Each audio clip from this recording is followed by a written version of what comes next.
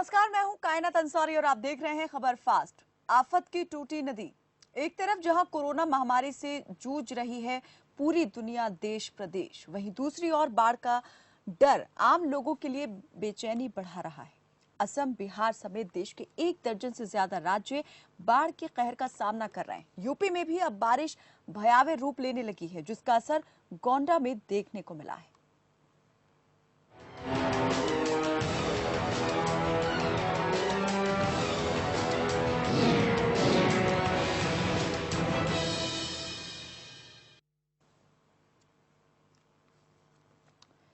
तो बिहार के बाद यूपी के भी कई जिलों में बाढ़ जैसे हालात हो गए हैं। बैराजों से घाघरा में 3 लाख क्यूसेक पानी छोड़ा गया है।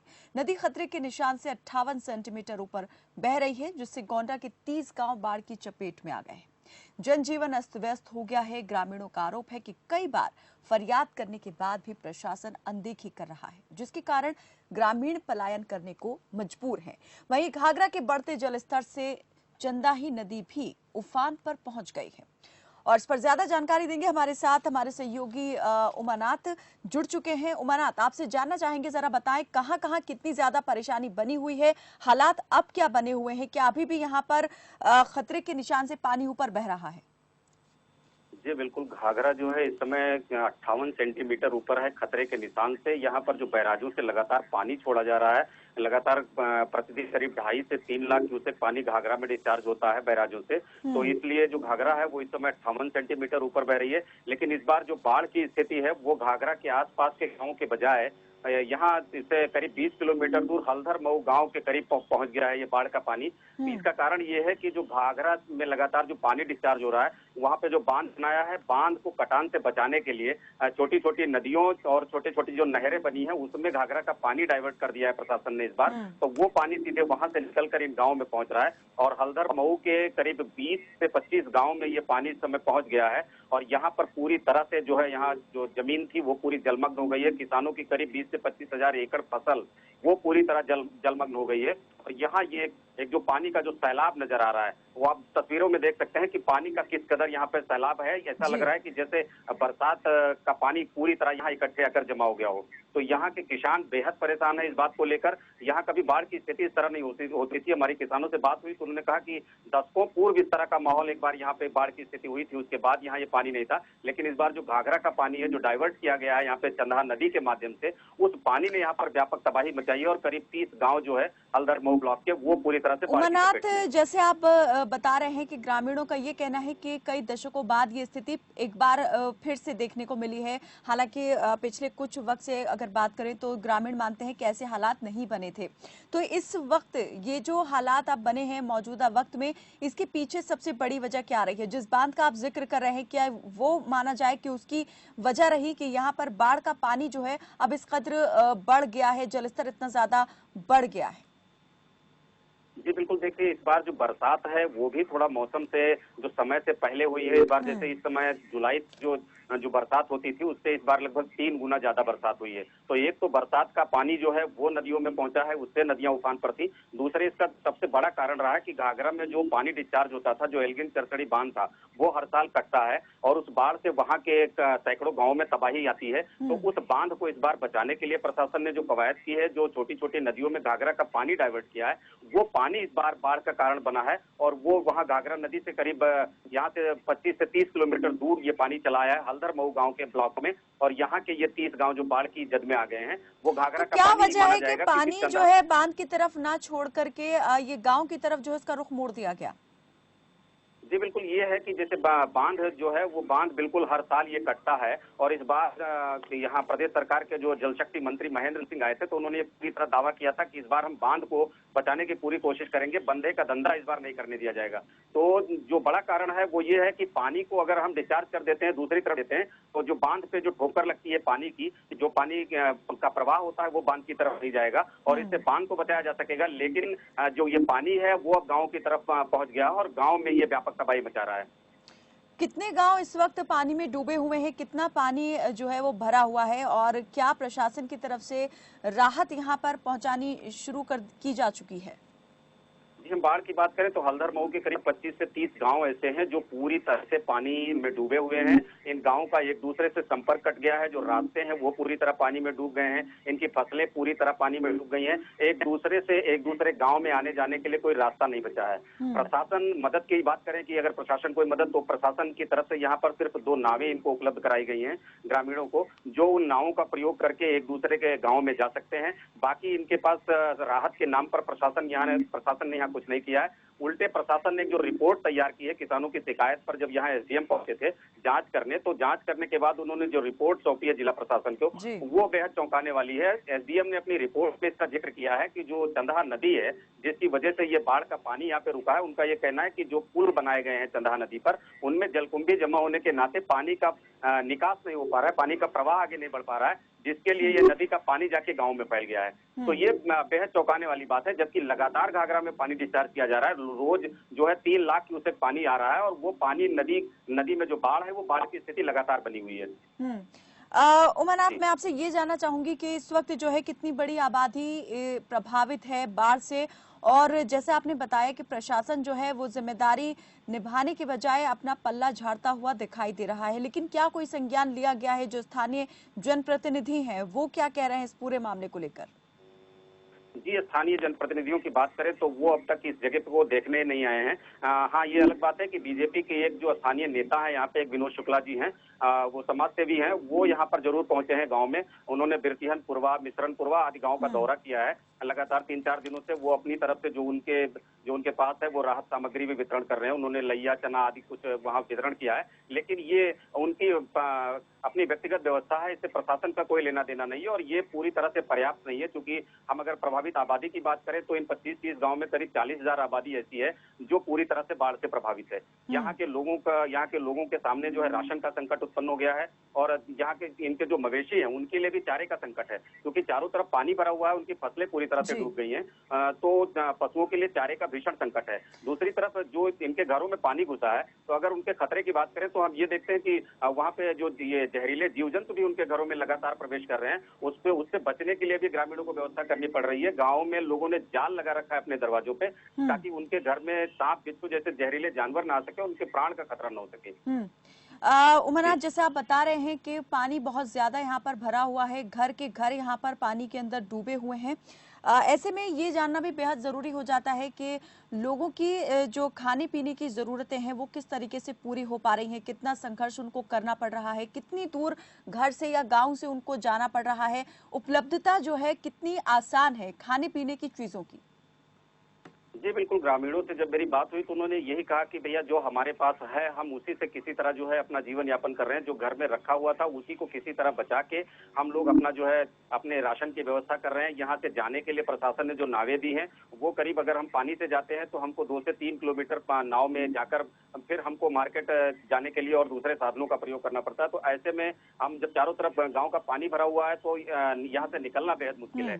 तो जो हमारे पास जो बचत की सामग्री है, जो राशन हमारे पास बचत है, उसी से हम लोग अपना जो है परिवार का पालन पोषण कर रहे हैं। बाकी प्रशासन की तरफ से हमको इस तरह की कोई सहायता अब तक उपलब्ध नहीं कराई गई है। जी, उमरनाथ बने रहिए। इस वक्त हमारे साथ फोन लाइन पर एक किसान भी जो स्थानीय निवासी हैं वो जुड़ चुके हैं और पीड़ित भी हैं। इस वक्त हालात से जो हैं वो बहुत ज्यादा दो चार हो रहे हैं। इस वक्त जो बदतर स्थिति यहाँ बनी हुई है गोंडा में। बहुत स्वागत है आपका। सबसे पहले अपना नाम बताइए, किस जगह से आप बात कर रहे हैं वो भी बताइए, हालात किस तरह के अभी बने हुए हैं इस बारे में भी हम चाहेंगे जरा जानकारी आप दें। मैडम, मैं अमित मिश्रा बोल रहा हूँ। जी जी, ये हमारे ग्राम पंचायत बटौर लोहांगी के जो मजरा कठेला तालाब और बेतिहनपुरवा है, यहाँ पे बाढ़ और बारिश का पानी बहुत ज्यादा आया हुआ है जी, जिससे यहाँ की फसलें सारी की सारी नष्ट हो गई हैं। जिसमें हम लोगों ने गन्ना और ये मक्का और धान की फसलें लगा रखी थी।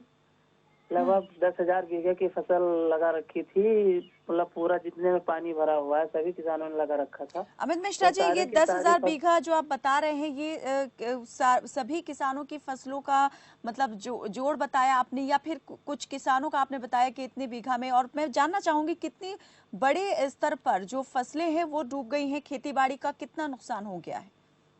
मतलब लगभग 25,000 बीघे की फसलें थी। इसमें अगल बगल के जितने गांव हैं, सारे लोगों, जितने किसान हैं, सब लोगों ने लगा रखा था फसल। जी। इसमें इस समय पानी भरने के पहले सारी फसलें लग चुकी थी। कुछ गन्ना पहले से लगा था लोगों का, कुछ मक्का लगा था, उसके बाद धान की फसलें पूरी लग गई थी। लगभग अगर सारा जोड़ लिया जाए तो लगभग 25,000 बीघा की फसल नुकसान हुआ है।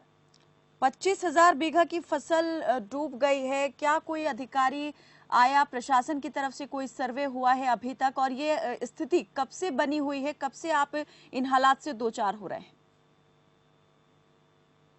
अमित जी।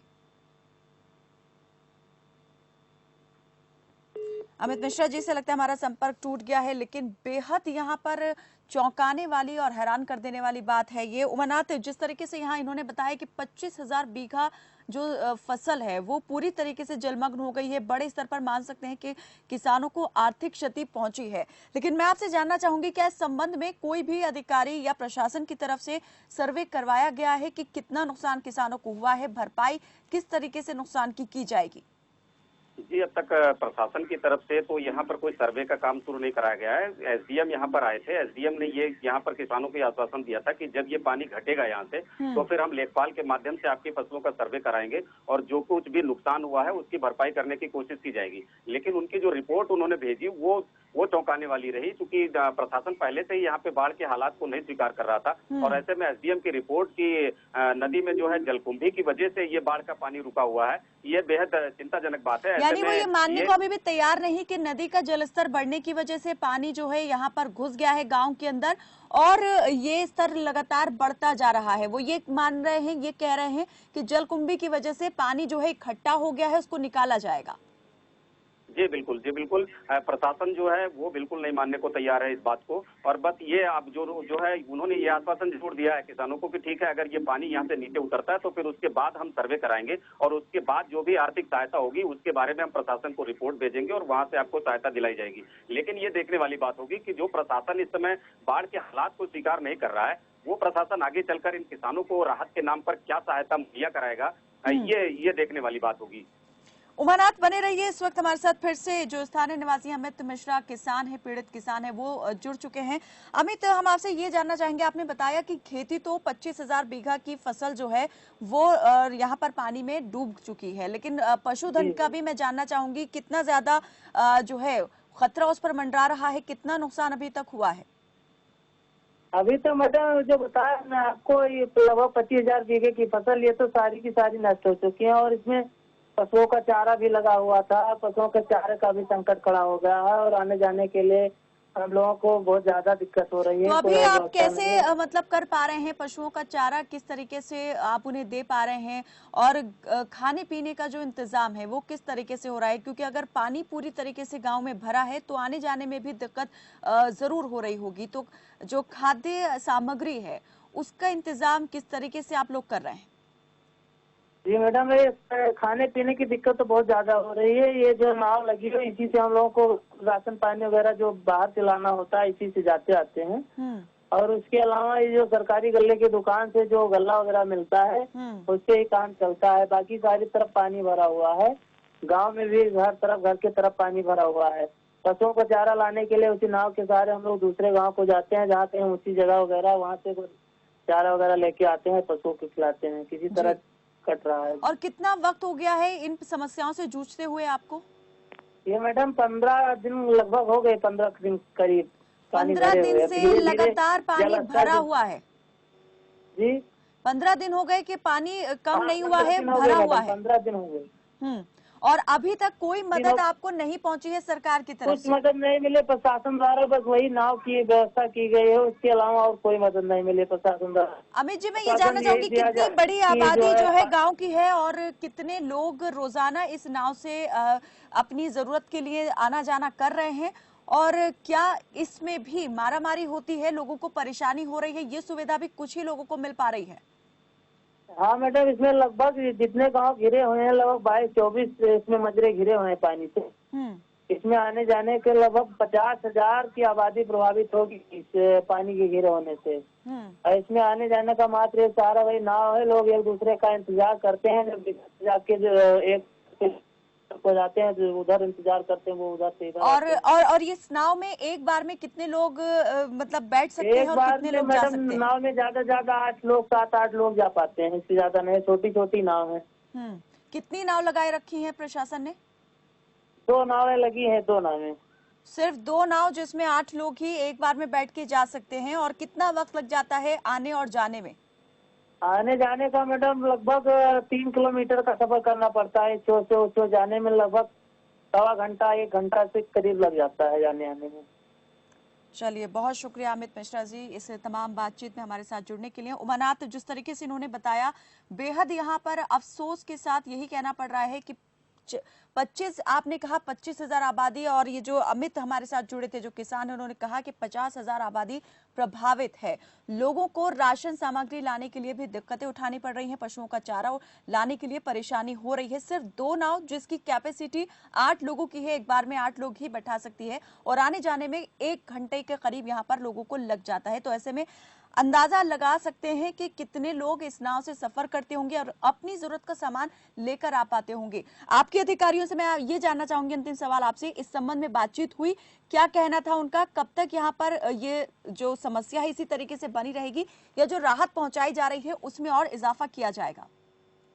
जी, मेरी एसडीएम कर्नलगंज से बात हुई, जो इस बाढ़ क्षेत्र का दौरा करने आए थे, जिन्होंने बाढ़ क्षेत्र को देखा था।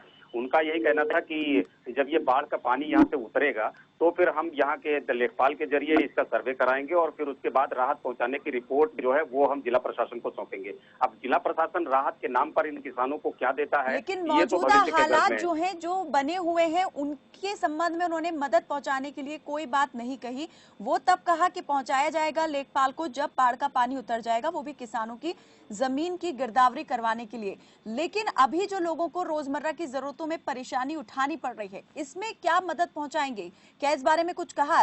खाद्य सामग्री लोगों तक पहुंचाने के लिए क्या कोई इंतजाम करेगा प्रशासन? पानी की समस्या, पीने के पानी की समस्या, क्या उसे पहुंचाने के लिए कोई बात यहाँ पर कही गई है?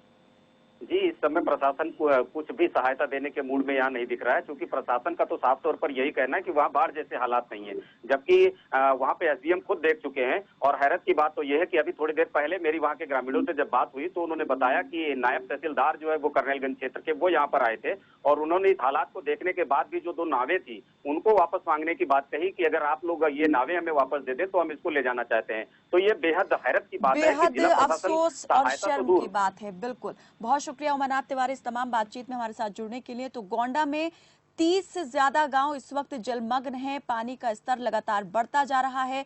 नदी का पानी जो है गांव की तरफ मोड़ दिया गया है, बांध की तरफ ना मोड़ के। लेकिन प्रशासन अभी भी ये मानने को तैयार नहीं कि गांव में बाढ़ जैसे हालात बने हुए हैं। उनका मानना है कि पानी जो है वो सिर्फ भर गया है, जल जमाव हुआ है और वो धीरे धीरे कम होता जाएगा। लेकिन अगर ग्रामीणों की बात को देखें तो उनका कहना है कि पिछले 15 दिन से हालात इसी तरह से बने हुए हैं। 50,000 की आबादी इससे प्रभावित है, लेकिन राहत और सहायता के नाम पर सिर्फ 2 नाव यहां पर प्रशासन की तरफ से दी गई हैं, जो 8-8 लोगों को ही एक बारी में लाना ले जाना कर सकती हैं। ऐसे में अंदाजा लगा सकते हैं कि प्रशासन जो है वो उन लोगों से भी ज्यादा असहाय बना हुआ है जो इस वक्त बाढ़ के पानी में डूबे हुए हैं और इन मुश्किल हालात से जूझ रहे हैं। रुकते हैं एक छोटे से ब्रेक के लिए, जल्द हाजिर होते हैं।